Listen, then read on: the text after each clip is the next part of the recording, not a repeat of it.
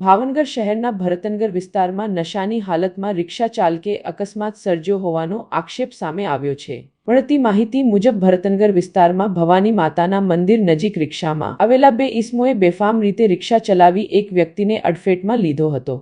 અકસ્માત બાદ રિક્ષામાં આવેલા બંને ઈસમોએ ઈજાગ્રસ્ત વ્યક્તિ સાથે બબાલ શરૂ કરી હતી, જેના કારણે ઘટનાસ્થળે લોકોના ટોળા એકત્ર થઈ ગયા હતા। પરિસ્થિતિ તંગ બનતા સ્થાનિકોએ તરત જ પોલીસને જાણ કરી હતી। ઘટનાની જાણ થતાં પોલીસ તાત્કાલિક સ્થળ પર પહોંચી હતી અને સ્થિતિને કાબૂમાં લઈ બંને ઈસમોને પોલીસ સ્ટેશન લઈ ગઈ હતી।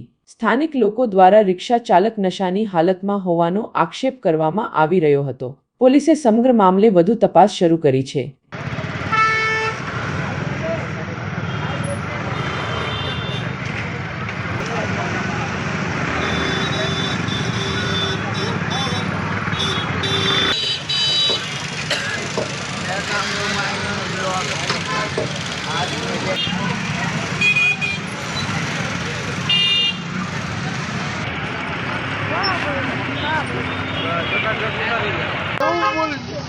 તારી કાંઈ